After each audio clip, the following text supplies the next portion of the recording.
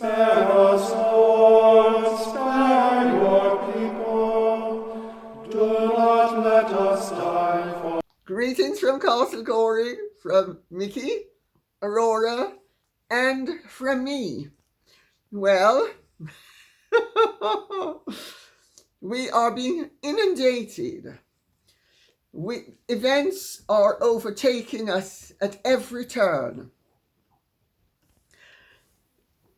I am not going to, as promised, do the 20 to 25 points that I had picked up, because I am going to have to address the various interviews that Harry has been giving, which some of those points crop up in.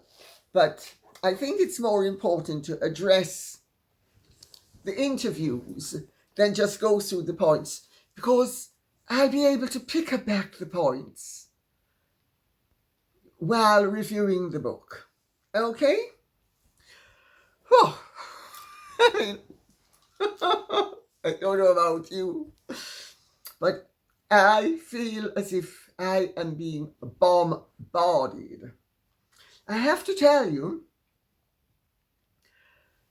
what is happening is evoking feelings that are very redolent of the way I used to feel when my mother was in operation, which is hardly surprising. Not only was my mother a malignant narcissist with Machiavellian tendencies, but she was also diagnosed by her psychiatrist, Dr. Thesiger, as being paranoid. And when I'm looking at Harry's interviews, now, admittedly, I have the benefit of somewhat more knowledge than the average viewer. So I am not only seeing what Harry wants me to see, I am seeing what Harry doesn't want me to see and what's really going on beneath the surface.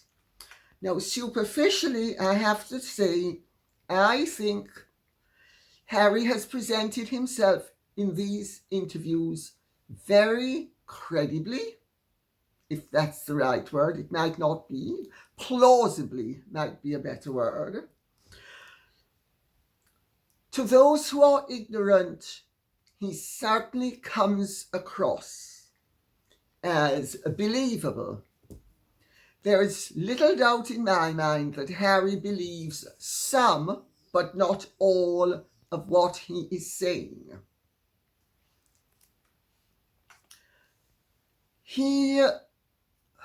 I'm trying to find the words. He is a study in the classical paranoid. You know, the thing about paranoids is if you catch them at the starting point, you realize the whole thing's claptrap. But if you miss that starting point, it's very plausible, it's very believable. And there's no doubt in my mind that Harry has many of his mother's attributes as well as failings. He has suckled on the mistress of ingenuity. I'm tripping up over the word. Because Diana was very disingenuous. And Harry is very disingenuous. He's never responsible for anything else. Everything is always everybody else's fault. Everybody should be accountable to him, but he has accountability to no one. We need to remember, not only does Harry have very good communicative skills, far better than Meghan's, but he also has brilliant media advisors behind him. He has some of the most powerful media companies cosseting him, protecting him. Notwithstanding that fact, I thought Tom Brady gave him a bit of a run for his money. And Tom Brady asked some of the tough questions that any credible, responsible journalist with a working knowledge of the subject should ask. Anderson Cooper didn't. But then Anderson Cooper doesn't know quite as much as Tom Brady. Also, Michael Strahan, I think is how it's pronounced in America. In England, it's Strahan. But Michael Strahan, I thought was pretty good as well. Harry is a master of deflection. He knows exactly how to dodge a bullet and make it boomerang right back so that he deflected it and it doesn't harm him. Notwithstanding that fact, Harry has made some serious errors. Because Harry is spilling the beans on himself. That's right. If you know what it's about, he's spilling the beans on himself. His premise that basically the British tabloids are responsible for everything, virtually. They're responsible for the destruction of his family, they're destruction for this, they're responsible for the eruption of Krakatoa in 18 whatever it was. I mean, that's a sign of his paranoia, his obsession with people getting at him and institutions getting at him and his family getting at him. You know, he completely ignores the realities. For instance, I'll use a small example. During his claptrap, he makes the point that he and Meghan left. He needed to protect his family against the tabloids. And he also makes the point that he didn't leave because of money, which is a direct contradiction of what he stated at the time that he left. He was leaving for financial independence. So which one is it, Harry? Because now you're saying that's not why you left, but that's what you said at the beginning. So when you unpick what he says, and this is very consistent in his inconsistency. He says something one day, then it doesn't play well, so the following day he bats it away. For instance, Camilla is dangerous. Then, oh well, Camilla isn't the evil stepmother, having said she was. But we'll get to that in a minute. In the year, according to him, the first year that he was effectively doing the trial period after Brexit, he says that basically he and Meghan hunkered down and the British press and the royal family were briefing the British press against him and everybody was mean and nasty to him and Meghan. He's completely forgotten when they were leaving. Meghan made a big deal about the fact that the Queen doesn't own the word royal. Let's remember that little one. That was the start. They could have left respectfully and respectably, but the antagonism was there from the very outset, from him and from Meghan, initially from her. Then they get on Oprah and they accuse the British royal family of being, of at least one member of it, of being racist. He's asked about is the royal family racist? And he says no. So for 2 years, he has caused, with his silence, and he says silence is betrayal. So he knows all the glib terms, but just that they don't apply to him. So he has betrayed his family by accusing them, or one of them, of racism, but won't particularize and still won't say who made any adverse comment or a comment they regarded as adverse. But I'll get to that in a little while. But he is trying to make out that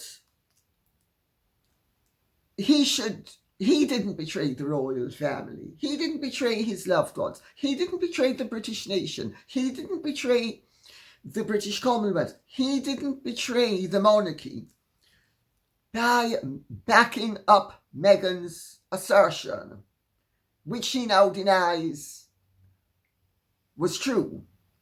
But they accepted an award from Kerry Kennedy, the Ripple of Hope Award, just a few weeks ago, for their fight against institutional racism within the royal family. I mean, I don't know if you appreciate the extent of insanity, but we are dealing with visible, touchable, placeable, identifiable insanity. It is the opposite of sanity. Sanity is reality-based and it has consistency. Insanity is not based in reality. It is based in your feelings, distorted views, and it has no basis in reality. Yes, one has to have some compassion for Harry, who is clearly a very damaged human being. He would like us to believe he has been completely damaged, if not completely, virtually completely damaged as a result of his mother's death. I have before referred to the fact that there are studies that have been done by psychiatrists in this country and papers that have been written. I've alluded to them. I think I mentioned them in my book, Meghan and Harry, the Real Story. Failure to grieve and melancholia, and below the age of 14, a child will not grieve properly, and the consequence might be melancholia. Harry doesn't understand that when he's speaking about being numb, he should be reading this paper for a start. Why don't his therapists direct him to where the knowledge is for him to comprehend what he is going through and what he has gone through and what he is subjecting his family and the rest of us to? I mean, Harry's not the only person who lost a parent. Also, it's never been my opinion, and it's viewing him in these episodes makes it quite obvious to me that his mother's death is not the only factor.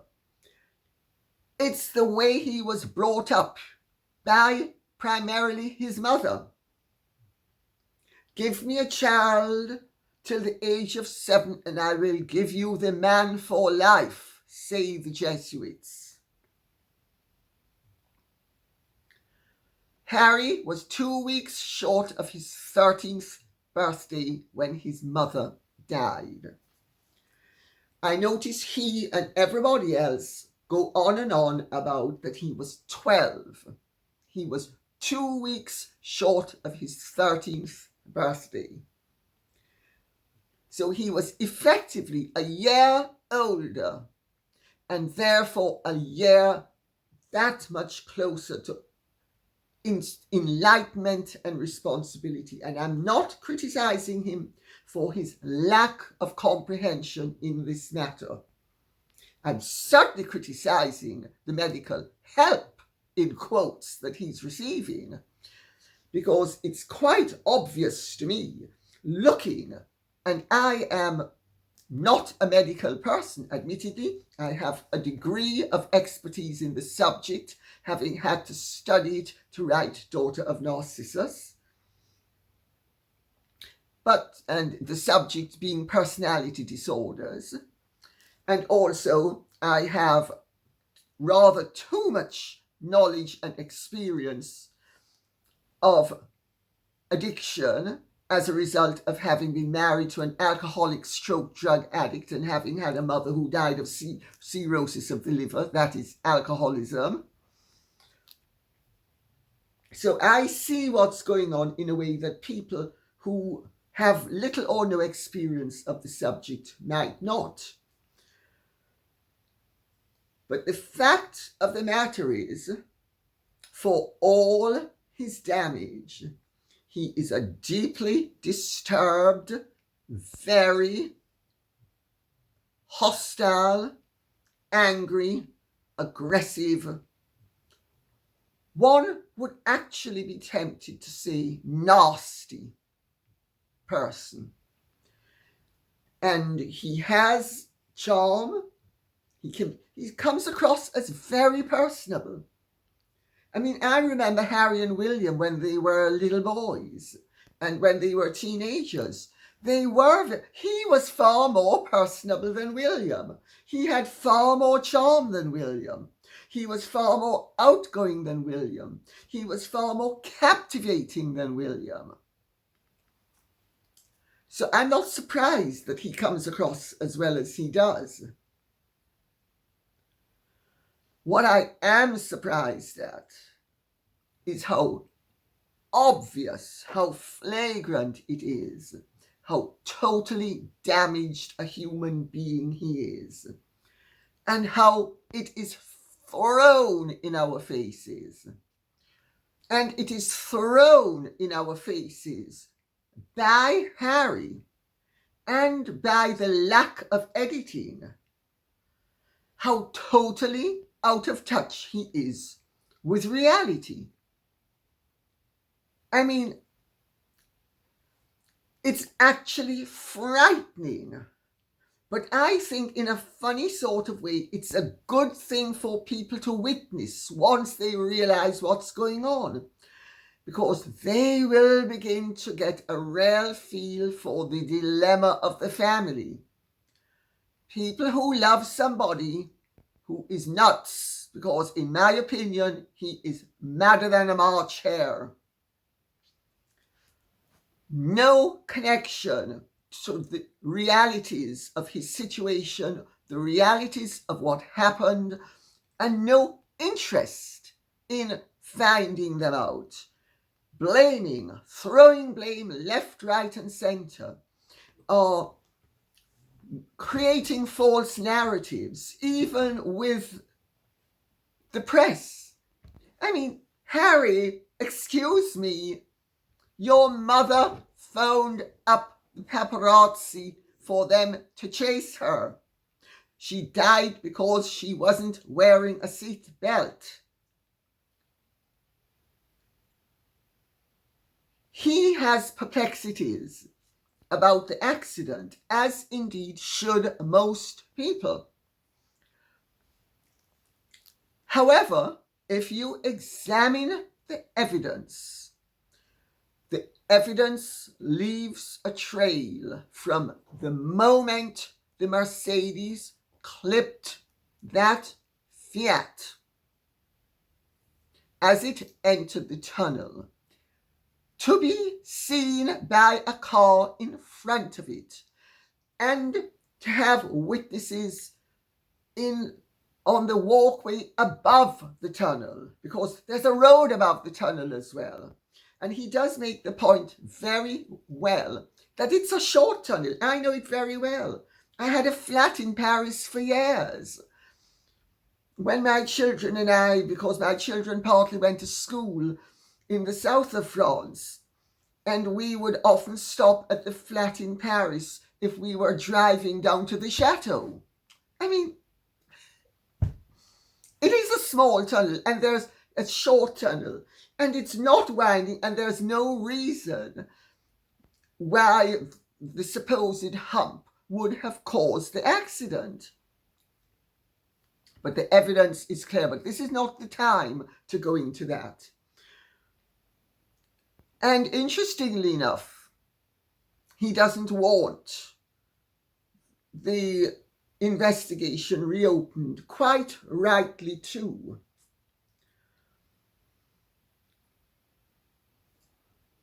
One of the things that Harry does in these interviews is deny that the royal family is racist. But he and Meghan both asserted in Oprah that they were racist. Which is it? Harry, are you going to give back the Ripple of Hope Award to Kerry Kennedy?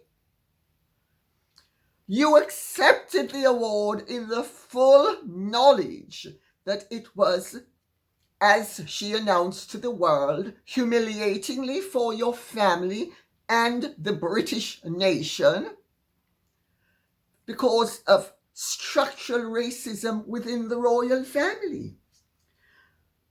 But you don't only deny what you took 2 years to deny, causing all the damage you caused in the Commonwealth, because remember, I'm Jamaican. I have been hearing from the Commonwealth High Commissioners and ambassadors the tremendous damage Harry and Meghan's claims of racism against the royal family caused. He even wades in and says that Susan Hussey is not racist. He and Meghan like Susan Hussey. Well, my understanding is that Meghan couldn't stand Susan Hussey. So Susan Hussey was one of the people that the Queen asked to put Meghan through her paces and help her initially. And if I'm not mistaken, it's in my book that Meghan couldn't stand Susan Hussey because Susan Hussey is very straightforward and Meghan wasn't able to browbeat her into submission the way she browbeat many of the staff. But it's really interesting that he wades in and takes up for Lady Susan Hussey, but of course exonerates Ngozi Fulani. Why? Is that another dig at William? And then intermingled with all of this, because Harry is everywhere, and Meghan as well, it's a scattergun approach, so that you are so distracted looking at fires everywhere and seeing which ones you should attend to first, that the conflagration has time to not only take hold, but engulf you, and engulf your perceptions and your powers of reason. But he did make one very interesting point when he was denying that the family is racist. He said, but they are like all white families in mixed race families. They are prone to speak about the colour. Harry, you've clearly never, ever been a part of a mixed race family, ever. Still aren't, because remember, you married somebody who's white. Don't take my word for it. Look at her driver's license. Anyway, all mixed race families and all families speculate on what their children are going to look like. Harry, it's not unique to white people in mixed race families to speculate on how dark or fair the child is going to be, what the quality of hair is going to be, whose colour's eyes it's going to have, whether it's going to have the mother's nose or the father's nose, the mother's mouth or the father's mouth. It happens whether you're purely white, purely black, mixed, or anything else. So even there, he managed to not only get in a dig, but get it wrong. Then Harry comes out with an cack-handed account of getting to Balmoral. And this is where I come in. I knew that Harry and Meghan would be creating mischief if they could. That is one of the reasons why I made the announcement that I did when I did, so that it would be fixed in time and space in perpetuity. And Harry could not, with any merit, make the claims that he's now making, which are that he didn't know his grandmother was dead. I mean, come on. Practically everybody who ever looked at this channel at the time knew that his grandmother was dead. I posted it, well, I didn't post it. My techie people posted it at 4 o'clock.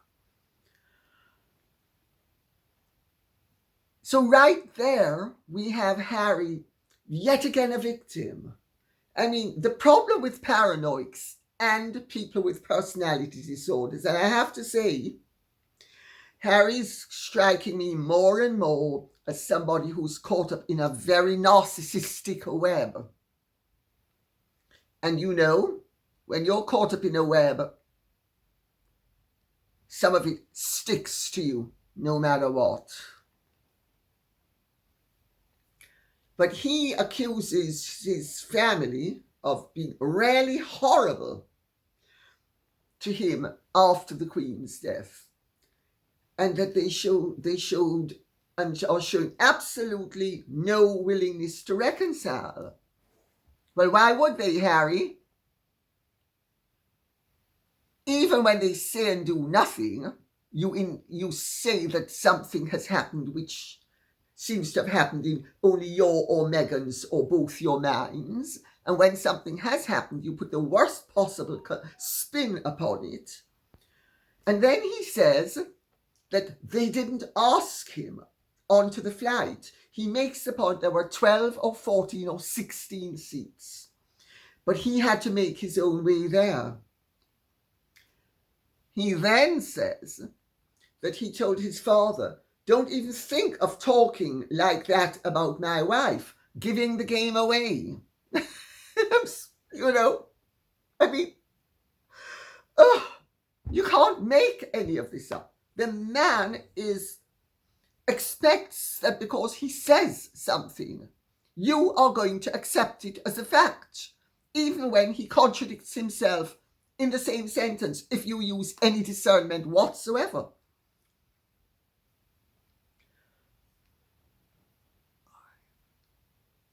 If I'm not mistaken, I said at the time that Harry wanted to foist Meghan upon the family and they refused to allow it.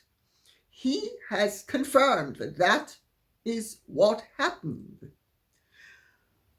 Now he's trying to say that he wasn't asked to join the flight at all. Well, Harry, recollections do vary, because my recollection of what took place at the time does not accord with your present version. And I'm afraid I'll have to go with my recollection of what I was informed was going on at the time, because I'm the person who indisputably knew your grandmother was dead when she was dead, and you are claiming you didn't know. But you took strong exception to the fact that your father refused to have you foist Meghan upon the family. Quite right, too. You think it was disrespectful of them to not allow this woman who has caused such havoc in every family she has ever been a part of. But they're supposed to suck salt.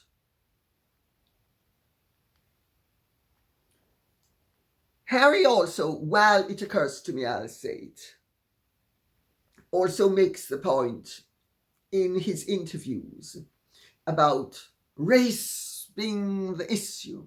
He makes the point that the press, the British tabloids, were pretty dreadful to Camilla and Catherine as well as to Meghan. But there was a racial element. There wasn't. Sorry, Harry. Your life and Meghan's life and Catherine's life and Camilla's life have been no more adversely affected than mine. This is what goes along with the territory of being in the public eye, and it has nothing whatsoever to do with race. But Harry's hobby horse, which he's clearly got from Meghan, is race. And unconscious bias passes off any responsibility for any lack of uniformity, as well as the ideal peg upon which to blame everybody. We're dealing with a very sick man giving us a very sick message and completely missing the point that, Harry, you have no right to be speaking about any of these people the way you are, especially the fact that they are alive and so are you, putting aside the fact that we are speaking about a nation's head of state and the heirs to that throne. Even if you're speaking about an ordinary family, one doesn't behave like that. It's unbelievable. He says that certain members of his family chose to, quote unquote, get into bed with the devil to tar his and Meghan's reputation. He claims Camilla is dangerous and a villain, then backtracks with Michael Strahan, I think is how they pronounce it in these states, and says that, maybe Camilla wasn't so bad after all. Maybe she wasn't the wicked stepmother, having made the point that he thought she was. So he has the benefit of tarring everybody with the brush and then saying, I didn't do it. Like he's a 3-year-old caught with his hand in the candy jar. No, I didn't do it. It's pathetic.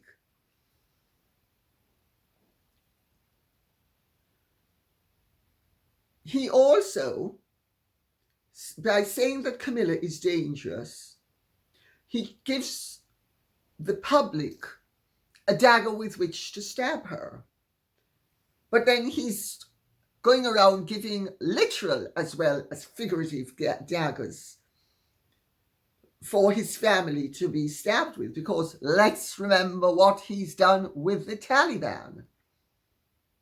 A friend of mine was at Mass on Sunday at the Guards Chapel, which is the chapel just opposite Buckingham Palace, and the security was unprecedented because of Harry's claims about what he has done with the Taliban. Although, it has to be said, I have spoken to people in the military about this. There is no way Harry will have known his tally.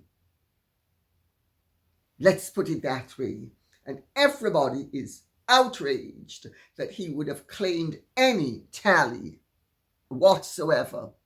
But to boast about such a high tally, when, first of all, they would not be his alone. He's not the only person in the helicopter.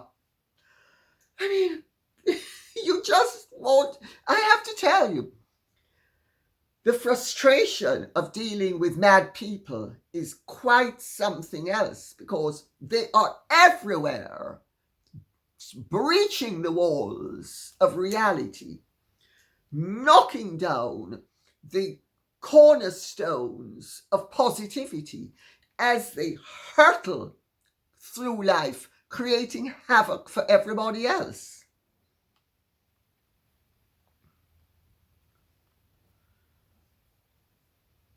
He also, by saying what he did about certain members of my family had chosen to get into bed with the devil to tar his and Meghan's reputation, he's blaming his father, his stepmother, his brother, and his sister-in-law. He also accuses Charles of being jealous of Meghan because she was a Hollywood star. Aurora, I beg of you, wake up. Please, get me all those magazines that Meghan was on the cover of. You remember Meghan, the huge star? All those movies that she starred in, all those television shows that she starred in, that series that she starred in. Oh, I thought it was Gina Torres who starred in it, and Meghan was number 6 on the call sheet. But Charles was jealous of Meghan, and so were Harry. According to Harry, were Catherine and William. But they weren't jealous of him. Nobody was jealous of him when he was number 2. But they were jealous of Meghan because she and he became popular. I mean, you examine the realities and you see how totally deluded this man is. And I also noticed that he was careful, and this is a technique that my mother used to deploy as well. He was very careful to accuse himself of what he knows the reality to be, which is he denies that he's deluded or paranoid when he is deluded and paranoid. My mother used to do the same thing. It's standard fare with people who are paranoid and or have personality disorders. And when they have both, forget it. Truth doesn't exist except as putty in their hands. He also seems to have never understood in his 38 years on this earth. There's a reason why the Buckingham Palace press office exists. He ought to know it only too well. They were busy putting out fires to preserve his reputation and prevent it from being scorched until he left the royal family and then started to attack them, at which point they've let him speak for themselves. I'm telling you, I know as a fact of one huge, when I'm telling you huge, I mean huge, bigger than his ego or Meghan's ego story, that Buckingham Palace has been behind the scenes desperately trying to douse one, at least one. He doesn't seem to understand that the monarchy exists and the press and the public have a right to be informed as to its activities. He accuses people of planting stories about him that they weren't. The only time that he has been able to alight upon anything that approximated a plant wasn't even a plant, it was a leak. And he blames Camilla for, according to him, planting stories about him to further her ambition to be for the crown, he says. Now, I have to tell you, that's not a word that people in royal circles use in the context that he's used it. They'd have said the throne, or they'd have said the position, or they'd have said something else, but they wouldn't have said the crown. But he's obviously so Hollywoodized now that he thinks into, oh, Netflix, we better get in even a little promo for my ultimate bosses. So I'm just going to throw my family to the wolves and mention the crown. So Camilla is ambitious for the crown and to marry Charles and become queen. Well, I've got news for you, Harry. That's not true, and you ought to know it. Now, I'm going to say something about Camilla that's really naughty. Everybody knew that Camilla was lazy.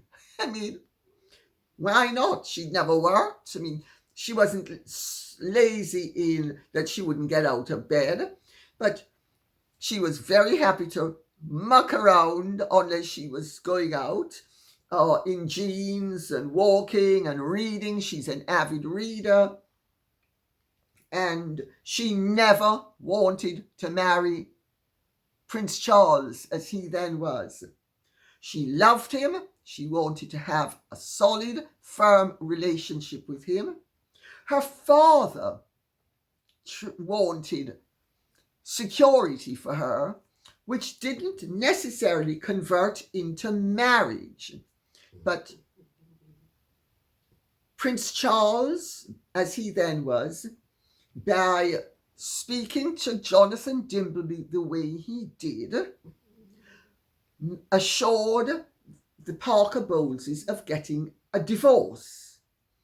Thereafter, Camilla was exposed financially, and it was Charles's duty as a gentleman to take care of the woman whom he had exposed. And her father wanted her to be taken care of. But she personally didn't care about getting married. In fact, I know from people who know her very well that she was really rather eager to not get married. She wanted to remain with Charles, but she didn't want a public life. She had no ambition to be Princess of Wales, no ambition to be, as she became Duchess of Cornwall, no ambition to be Queen. So it's quite wrong. Also,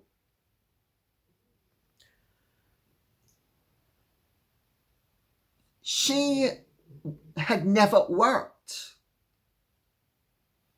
The idea of a public life, of having to, and the royals really do work very hard. People don't realize it, but it's jolly time consuming and it's jolly exhausting to be out and about doing the things they do from pretty early in the morning till late at night, several days a week.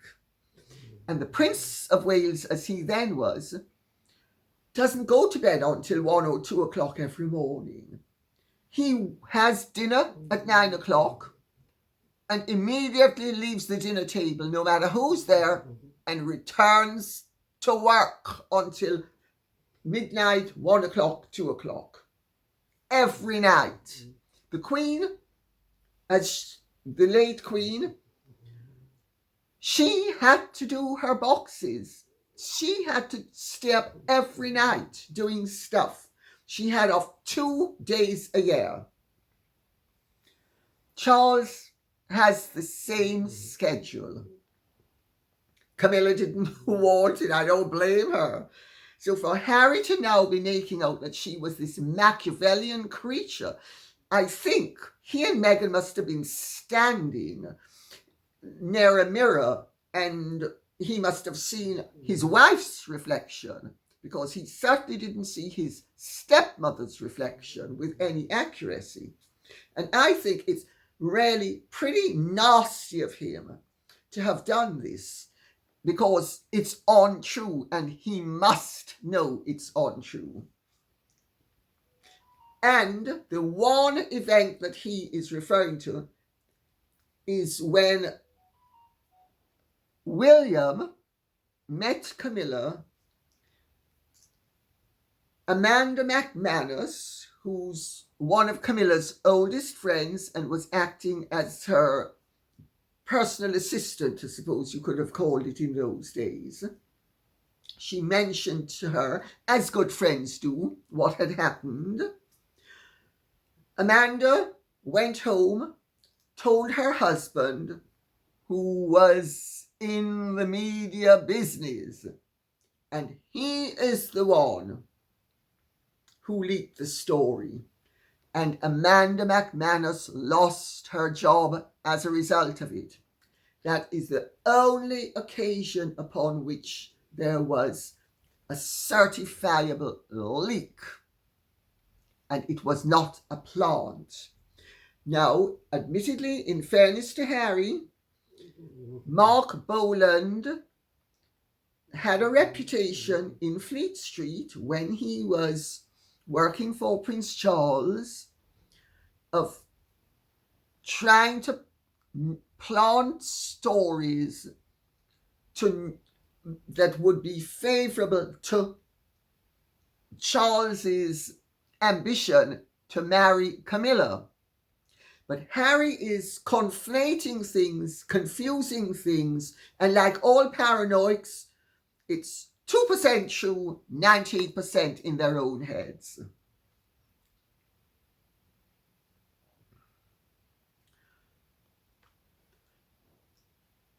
Harry admits that that Meghan and Kate didn't get on from the get-go, according to him, but claims that there was a lot of stereotyping that William and Catherine fell for.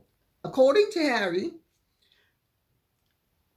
they stereotyped Meghan because she was American, a divorcee, an actress, and a woman of color. Well, I'm not sure how that becomes a stereotype, because it's not typical. I mean, maybe one or two of those 4 attributes would be stereotypical, but all 4 together, I don't think so. But even if he has a point, he needs to understand that the reason why William and Catherine they were skeptical of Meghan from the get-go, as he puts it, was because they saw what Meghan was, and they weren't the only ones. Meghan announces to the world what she is. If you have sufficient nous, sophistication, experience, and common sense to figure it out. Sadly, Harry doesn't. Harry never did. Harry fell for the act. William and Catherine didn't. And Harry, please, get over the weird concept you have that your family believe everything they read in the tabloids and then parrot it. Oh, I read that Harry is X and Meghan is Y in The Sun, so it must be true. I mean, it's madness. The guy is nuts. First of all, everybody knows that the royal family, by and large, do not read very closely things that are written about them. Meghan does. Of course, she says she doesn't. But when she's ready to make a response, you know that it's very Lily Safra, who had never read my book, Empress Bianca, but was able to come up with 53 points of similarity between my book and her life, and then had the unmitigated gall to say in a witness statement that she'd never read the book. Meghan, of course, does the same thing. But the royals don't, and even if they did read everything that's written about them, is Harry seriously hoping that people will believe that his family then is so influenced by what the gutter press, because that's what it's called, Harry. You know it, I know it, we all call it the gutter press. We don't call it the tabloids, we call it the gutter press. And yeah, we all loathe the gutter press the same as you. It's just that we have a sense of proportion. You have none. I mean, to accuse his family of being influenced to the extent by the tabloids, in quotes, that they then parrot everything the tabloids have said and treat it as if it's gospel. The man is mad. I'm telling you, he's mad. As for some of the really sick comments, I'm just going to list a few of them.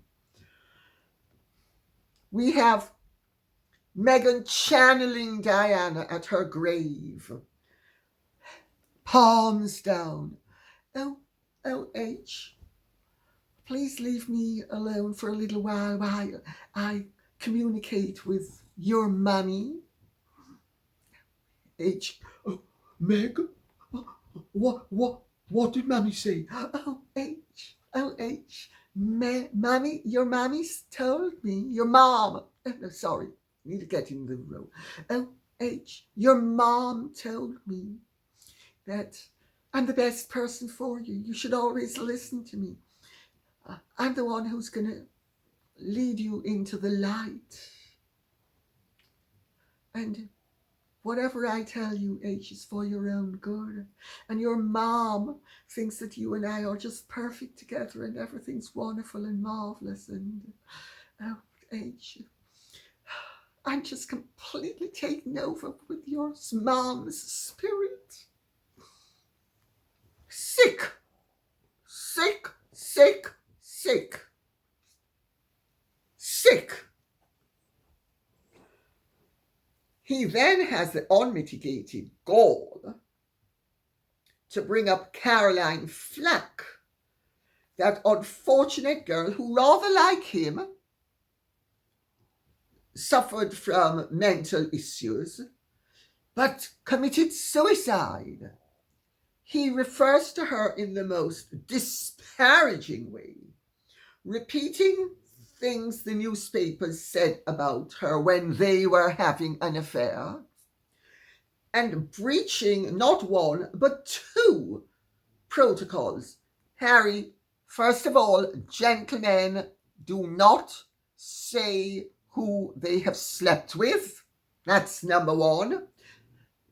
Any man who confirms that he has slept with a woman publicly is known as a cad.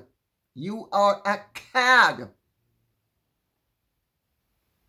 That's the first thing. And the second thing is, you never repeat defamatory or belittling comments about somebody you have had an affair with to the press or in the public domain, unless you are defending yourself against them or for a valid reason. Making money by betraying your family, the confidence of others, is not a valid reason. filthy lucre is never a valid reason for behaving like a cad.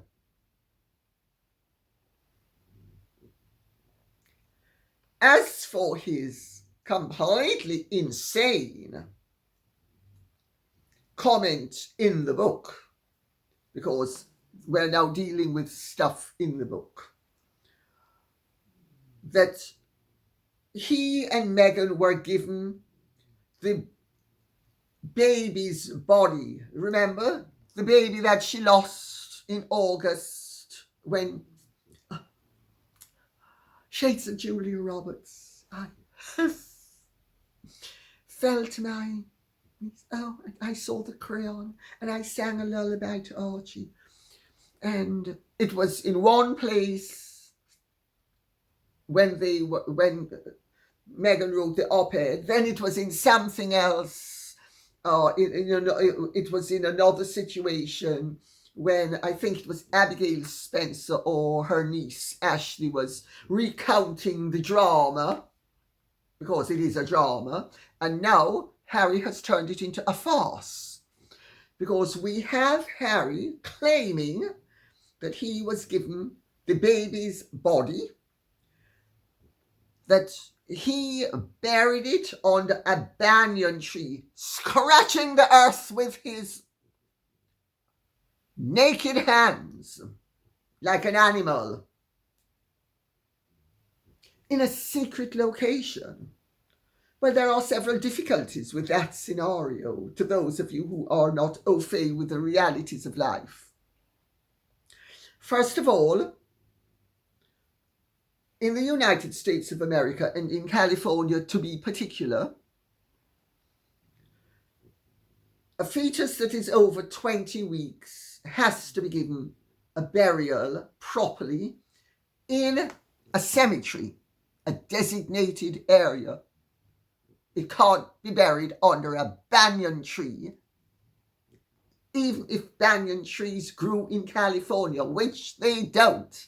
The only part of the United States of America that they grow is in southern Florida. Nowhere else. I mean, what are we dealing with here? Save insanity. He was given the baby's body. Just picture the scene. He scratches like an animal the earth with his open hands, puts the baby in there. Well, what happens later that night, Harry, when wild animals come and scratch it up? I mean, aside from the fact that before 20 weeks, the hospital is obliged to get rid of the remains. So the baby can't have been handed over to you unless the hospital is breaking the law and behaving illegally. So, which one is it? Did you manage to use your influence to get the hospital to break the law? Or are you just treating us to yet another one of your insane fantasies? To show what I'm such a loving, caring man. But you're trashing everybody at the same time. Unbelievable. Let's also deal with one or two little points, because Harry and Meghan stated through their mouthpiece earlier that the book was written and was finished and handed over last year, April, and that nothing had been added to it following the Queen's death. Now we discover there's additional content. He's added stuff about the Queen's death, how he went and spoke to her and was happy for her, but wasn't happy to go and see her. I tell you, when you're dealing with mad people, and I speak from personal experience because my mother was as mad as a March hare. She and Harry must have been twins. He then has shades of mummy, always had to put everybody down. And he has to put Charles down. Charles is joking with him about not being Harry's biological father. He's making a joke of something which you only do when you have a good, happy, secure, and loving relationship, as Harry used to claim he and his father had. But now that Harry's mind has been turned and such brains as he had have been polluted, what was a family joke, in quotes, has now become a dagger with which Harry can stab his father. He said he found the joke remarkably unfunny when his father said about maybe not being his biological father. Because Harry says it's remarkably unfunny given the rumour circulating that Major James Hewitt was his real father. Harry, the king, your father, would never have made that joke. Whatever his failings, he's never been cruel. You know it. I know it. Everybody who has even the most glancing knowledge of him knows it. But we also know who's cruel in this scenario, and it ain't him. So he made a joke. Big deal. He wouldn't have been making a joke if he had the slightest doubt that you were not his son. He happens to know you are his son. I'm pretty damn sure he's now hoping that you were Henry Pembroke's son, but he also knows you weren't Henry Pembroke's son. And for those of you who don't know who Henry Pembroke is, Henry Pembroke was the 17th Earl of Pembroke and the Earl of Montgomery, who was the person who Diana had an affair with between the births of William and Harry. And he wasn't the father either.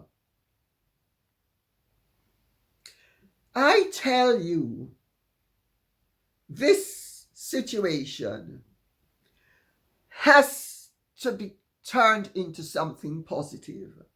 And the only way this can be done is for us to recognize the fact that we are dealing with a truly damaged individual. And it is incumbent upon us to not only be sympathetic to him in his insanity, but also to his family, who are the victims of his vitriol, his irresponsibility, his oversharing, his inappropriate behavior, and the malice which has propelled him to make the statements he has made. I get the dilemma of his family. I had, in a lesser circumstance, my family had a similar dilemma with my mother.